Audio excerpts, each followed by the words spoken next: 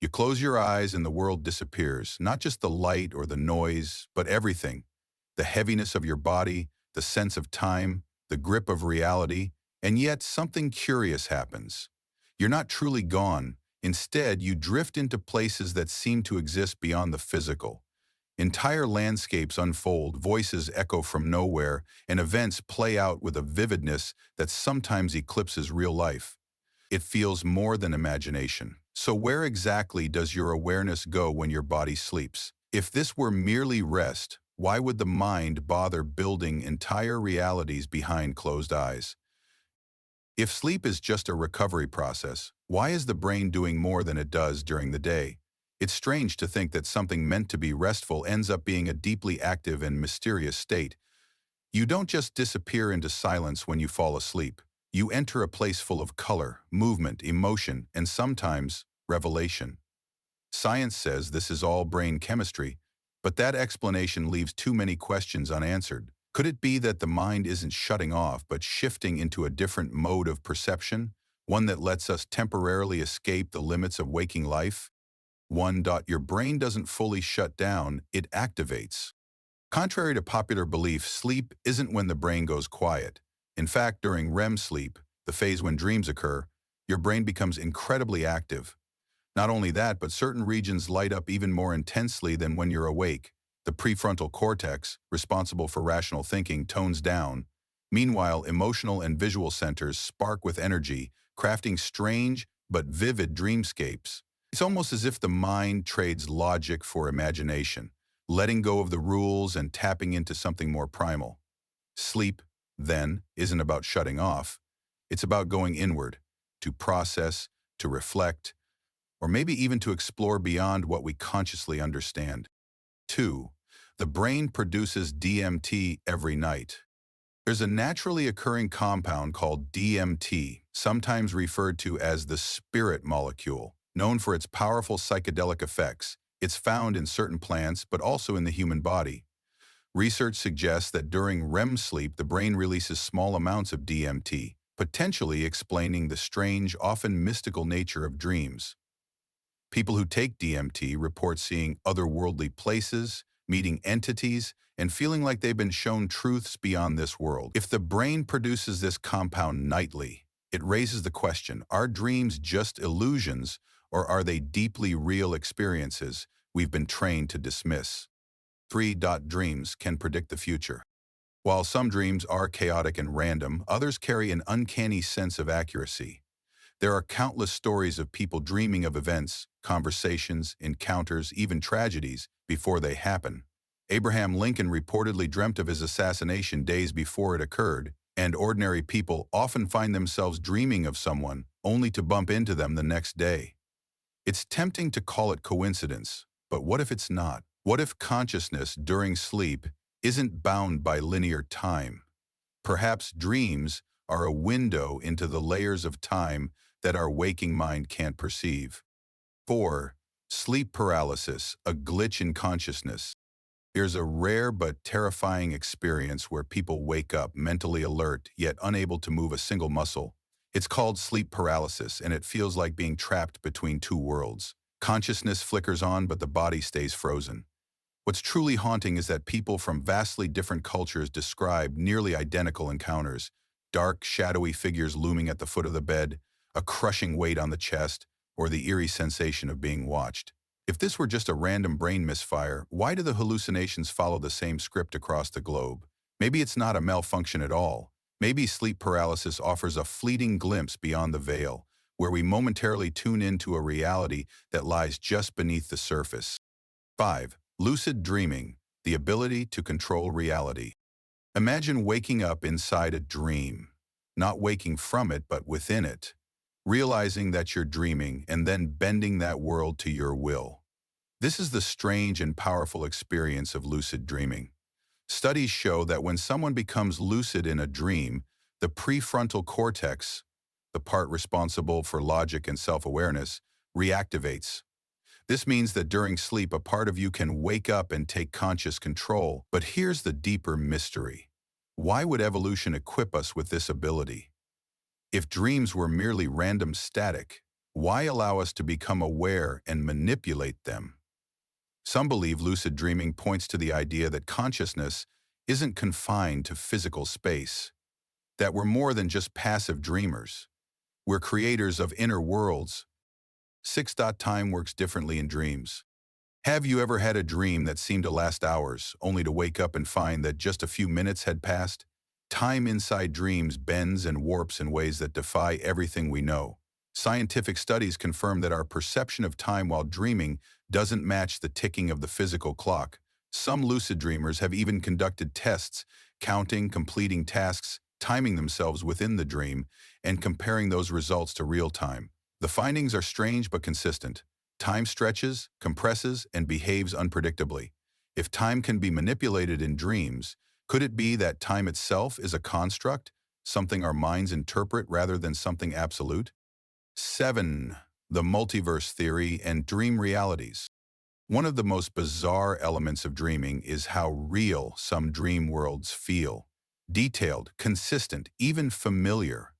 People report visiting the same dream places repeatedly, building entire cities, or living alternate lives that have nothing to do with their waking world. This overlaps with a concept from quantum physics, the multiverse theory, which suggests that infinite versions of reality exist simultaneously. If that's true, could our dreams be more than fantasy? Could they be consciousness slipping into other dimensions? Alternate selves, alternate choices, alternate lives. Some spiritual traditions claim dreams are journeys of the soul. Whether scientific or mystical, the recurring depth of dreams suggests we're tapping into something more than imagination. 8. Why do we forget most dreams? You wake up from a powerful dream, swearing you'll remember every detail, and then, minutes later, it's gone, slipped away like fog under sunlight. Why is dream memory so fragile? Neuroscience tells us that the hippocampus, the brain's memory hub, behaves differently during sleep, which may explain why dream memories don't stick. But what if there's more to it? Some believe dreams aren't meant to be remembered like regular experiences. They're meant to shape us subconsciously. Others think the mind intentionally blocks out dreams to prevent confusion between what's real and what isn't. Still, certain dreams stay with us for life, vivid, emotional, unforgettable.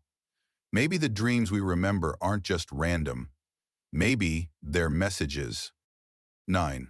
Can you die in a dream? There's a persistent myth that if you die in a dream, you'll never wake up. Yet countless people have experienced death in dreams and lived to tell the tale, often with a strange sense of clarity afterward. So what really happens when we die in a dream? Some psychologists believe it symbolizes deep transformation, the end of an old belief, habit, or identity. Death in the dream world doesn't always mean fear or danger. It can mean rebirth. Interestingly, the line between dreaming and dying has more overlap than you might expect. Both involve a separation from external reality, a shift in awareness, and a sense of crossing into something unfamiliar. Some near-death experiences even describe dreamlike sensations, floating, meeting other beings, or reliving old memories. It makes you wonder, are dreams helping us prepare for the ultimate unknown? The human mind, while sleeping, seems to know things our waking self doesn't. In sleep, it dares to go places we avoid during the day, facing loss, revisiting regret, imagining endings. It's as though dreams give us emotional rehearsal for the hardest parts of life, including the concept of death. Some people wake from dream deaths with a new sense of purpose or peace, as if something was resolved on a deeper level. Could this be the subconscious clearing away fear? Or is it something more mysterious, a glimpse at what lies beyond the final threshold? Beyond symbolic meaning, there are intriguing neurological parallels between sleep and death. During both, brain activity slows, sensory input becomes irrelevant, and our sense of self detaches from the body. Some scientists have even speculated that the process of dying might mimic a dreamlike state. And if that's the case, then maybe death isn't an abrupt stop, but a transition, an unfolding of consciousness into another phase, much like sleep itself. When viewed from this angle, dreaming becomes more than just a biological necessity. It becomes a practice for something sacred.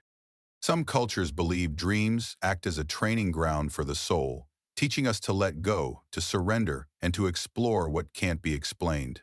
They speak of dreams as journeys into other planes, some peaceful, others chaotic, but all of them offering insight into the nature of existence, impermanence, and the self.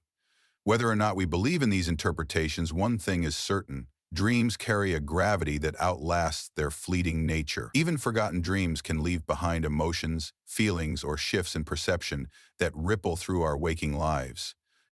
In the end, whether a dream brings peace, fear, or profound insight, it reminds us of one essential truth.